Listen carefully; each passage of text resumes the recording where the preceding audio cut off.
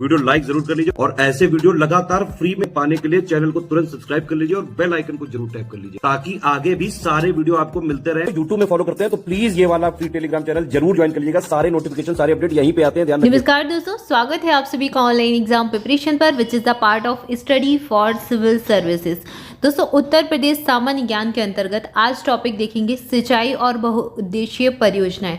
उत्तर प्रदेश राज्य की सिंचाई परियोजनाएं और बहुउद्देशीय परियोजनाएं जो हैं उनसे संबंधित महत्वपूर्ण तथ्यों को कवर करने वाले बहुत ही इंपॉर्टेंट वीडियो। पूरा वीडियो ध्यान से देखें और ये आपके वीडियो के एग्जाम के लिए, इसके अलावा यूपी के जो भी एग्जाम होते हैं सबके लिए इंपॉर्टेंट है। अभी यूपी SSSC जूनियर असिस्टेंट का एग्जाम भी होने वाला है, उसकी वैकेंसी भी आ चुकी है, फॉर्म भी फिल हो चुके हैं। इसके अलावा BEO का एग्ज़ाम होगा या फिर UPPSC RO का एग्ज़ाम होगा। UPPSC का एग्ज़ाम भी 14 मई को होगा। अभी ऑफिशियल कैलेंडर तो नहीं आया है लेकिन एक कैलेंडर आ चुका है न्यूज़पेपर में, तो लगभग वैसा ही कुछ रहेंगी डेट्स वगैरह। तो कई सारी वैकेंसी आने वाली है उत्तर प्रदेश राज्य के अंदर और सबके लिए उत्तर प्रदेश सामान्य ज्ञान बहुत इंपॉर्टेंट है। तो पूरा वीडियो ध्यान से देखें। इसके पहले के जो टॉपिक है अगर वो देखना चाहते हैं तो चैनल पर जाकर प्लेलिस्ट वाले सेक्शन में जा सकते हैं, वहाँ पर आपको सारे टॉपिक मिल जाएंगे।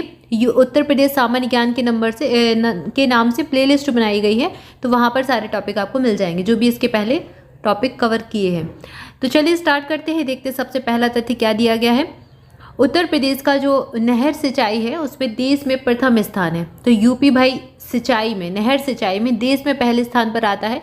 अपना यूपी जो है उत्तर प्रदेश के पश्चिमी भाग में नहरों का घनत्व ज़्यादा है। जो पश्चिमी भाग है उत्तर प्रदेश राज्य का उसमें सबसे ज़्यादा जो है नहरें पाई जाती हैं।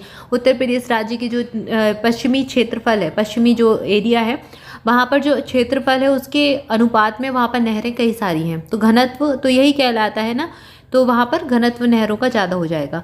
ठीक है, अगला तथ्य देखते हैं। उत्तर प्रदेश में सकल सिंचित क्षेत्र 2015-16 में 209.65 लाख हेक्टेयर है।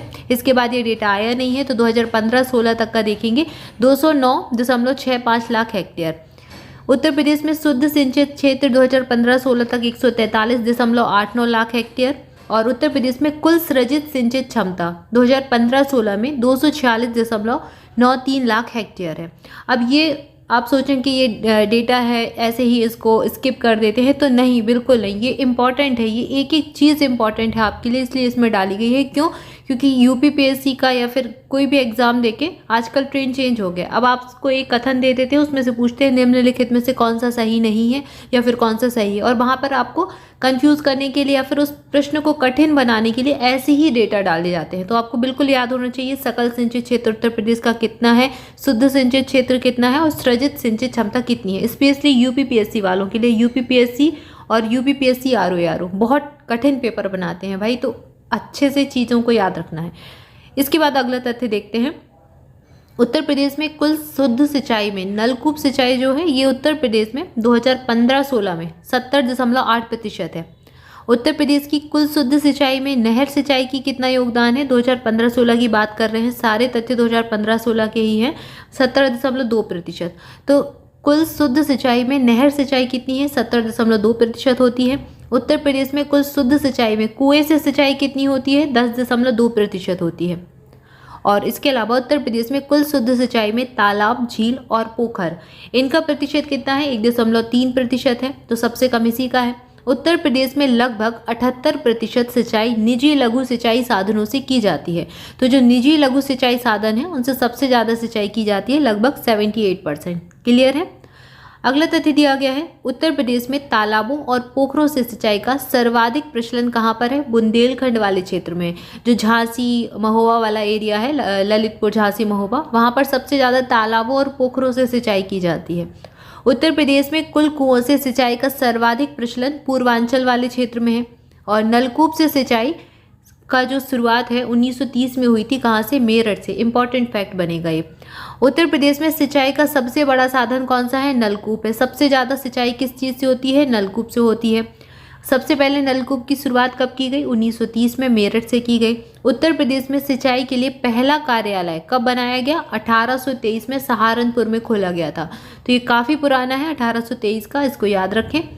इसके बाद उत्तर प्रदेश की सबसे पुरानी नहर पूर्वी यमुना नहर है। पूर्वी यमुना नहर यूपी की सबसे पुरानी नहर है। पूर्वी यमुना नहर सहारनपुर से निकलती है। इस नहर का निर्माण शाहजहां ने 1631 में शुरू किया था और इसके बाद अंग्रेजों ने 1830 में इसका काम पूरा किया और इस नहर की कुल लंबाई कितनी है? 1440 किलोमीटर इसकी कुल लंबाई हो जाएगी। इसके बाद आगे बढ़ेंगे, अगला तथ्य देखेंगे। अब यहाँ पर शारदा नहर की बात हो रही है। शारदा नहर जो है ये उत्तर प्रदेश की सबसे बड़ी नहर प्रणाली है जिसका निर्माण हुआ था 1928 में और यह वनवासा यानी कि उत्तर प्रदेश जो नेपाल सीमा पर पीलीभीत में है वहाँ पर स्थित है। तो ये शारदा नहर जो है ये शारदा नदी से निकाली गई है, या फिर काली और महाकाली नदी भी इसी का नाम है, शारदा का ही, वहीं से ये शारदा नहर निकली है। 1928 में इसका निर्माण कार्य पूरा हुआ था, निर्माण कार्य हुआ था। क्लियर है, ये याद रखना है। सबसे बड़ी नहर प्रणाली है भाई यूपी की। इसके बाद अगला तथ्य है, ऊपरी गंगा नहर उत्तर प्रदेश की नहर है। जो ऊपरी गंगा नहर ये उत्तर प्रदेश की एक नहर है। यह नहर गंगा नदी के दाहिने किनारे से हरिद्वार के समीप निकाली गई है। इसका निर्माण कार्य 1842 में 1842 में आरंभ हुआ था और 1852 में समाप्त हुआ था। सहारनपुर, मुजफ्फरनगर, मेरठ, गाजियाबाद और बुलंदशहर, इसके अलावा अलीगढ़, एटा, मथुरा, फिरोजाबाद, मैनपुरी और आगरा, ये सब जो हैं ये ऊपरी गंगा नहर से लाभान्वित होने वाले स्थान हैं या फिर जिले हैं, जो भी कहें आप। तो ये सारी जो जगह हैं, सहारनपुर हुआ, मुजफ्फर हुआ, मेरठपुर हुआ, गाजियाबाद, बुलंदशहर, अलीगढ़, एटा, मथुरा, फिरोजाबाद, मैनपुरी, आगरा, सब ऊपरी गंगा नहर से लाभान्वित होते हैं। निचली गंगा नहर जो है इसका निर्माण हुआ 1878 में। यह गंगा नहर जो है ये बुलंदशहर जिले की नरौरा से निकलती है।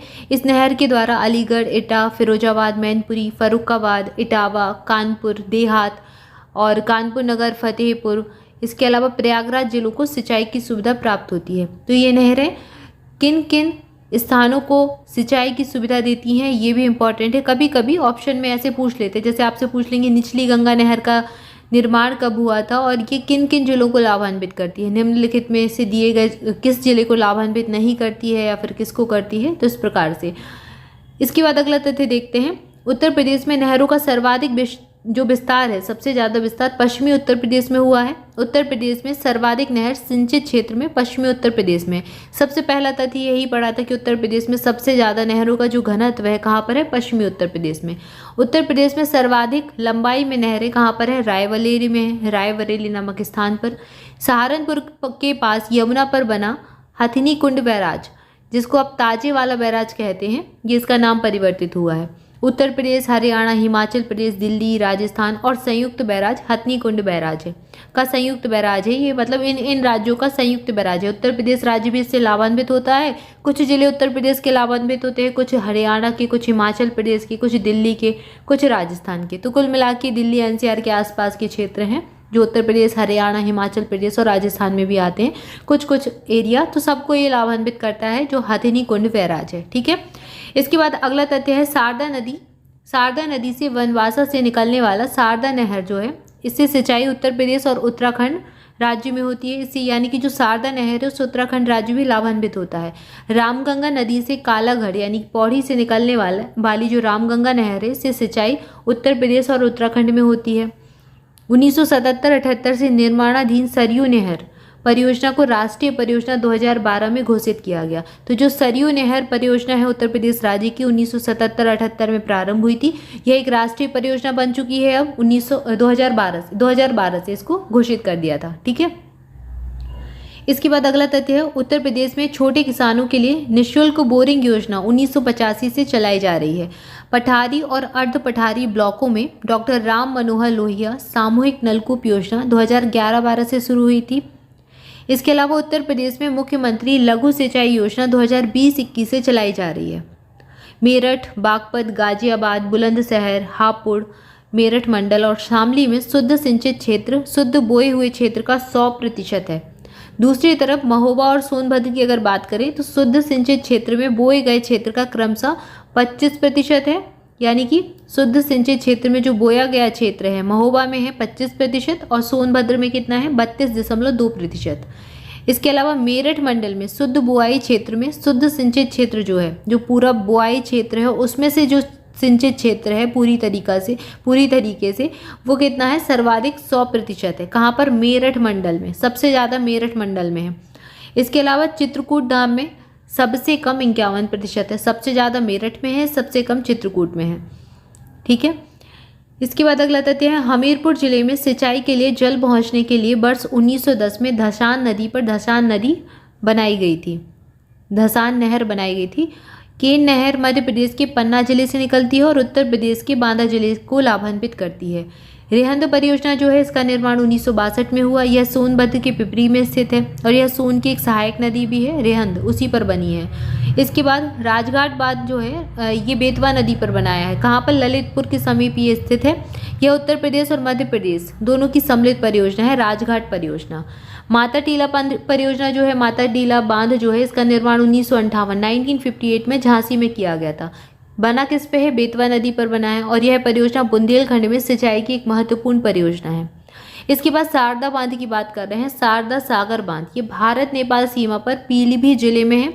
इसके द्वारा जौनपुर, आजमगढ़ और बलिया जिले, ये तीनों जिले जो हैं, जौनपुर, आजमगढ़ और बलिया, ये तीनों जिले जो हैं इनको जल मिलता है, सिंचाई के लिए जल प्राप्त होता है शारदा सागर बांध से। इसके बाद बाणसागर परियोजना बाकी है। बाणसागर परियोजना की अगर बात करें तो उत्तर प्रदेश, मध्य प्रदेश और बिहार के बीच में एक प्रस्तावित परियोजना है। 2018 में राष्ट्रीय परियोजना का इसे दर्जा दिया गया। इसके अलावा अर्जुन बांध महोबा के चरखारी में स्थित है। इस बांध के जल का प्रयोग महोबा और हमीरपुर जिलों में सिंचाई के लिए किया जाता है। तो अगर आपसे पूछा जाए अर्जुन बांध कहाँ पर है, तो महोबा के चरखारी जिले में स्थित है, महोबा के चरखारी नामक स्थान पर स्थित है। ठीक है। माता टीला परियोजना झांसी में है, बेतवा नदी पर बनी है। राजघाट परियोजना ललितपुर में है, बेतवा नदी पर बनी है। रेहंद परियोजना सोनभद्र के पिपरी में स्थित है और ये रेहंद नदी पर बनी है जो कि सोन की एक सहायक नदी है। ठीक है। इसके अलावा और हमने कौन कौन सी परियोजनाएं देखी, यहाँ पर हमने धसान नहर देखी, धसान नहर के बारे में जाना, और बाकी शुद्ध सिंचित क्षेत्र कहाँ पर कितना है, सबसे ज़्यादा मेरठ में है और सबसे कम चित्रकूट धाम का है। सारी चीज़ें हमने देख ली। आई होप सारे जो फैक्ट हैं आप सबको अच्छे से याद हो जाएंगे। आप इसको रिवाइज कर सकते हैं, 1 से 2 बार वीडियो देख सकते हैं और सारे तथ्यों को नोट भी कर सकते हैं अलग से, ताकि आपको ये चीज़ें रिकॉल करने में काम में आए बाद में एग्जाम के टाइम में। तो आप छोटे छोटे अपने सिनॉप्सिस बनाकर इनको और अच्छे से याद कर सकते हैं। And thank you for watching this video. आप सभी ऑनलाइन एग्जाम प्रिपरेशन के साथ जुड़े रहे हैं। ऑनलाइन एग्जाम प्रिपरेशन के अगर टेलीग्राम चैनल को ज्वाइन करना चाहते हैं और सारे अपडेट्स के लिए, नोटिफिकेशन के लिए, तो ज्वाइन कर सकते हैं। लिंक आपको डिस्क्रिप्शन में मिल जाएगी, वहाँ से जाकर ज्वाइन कर लीजिए। Thank you for watching this video. मिलेंगे नेक्स्ट वीडियो में। Thank you so much.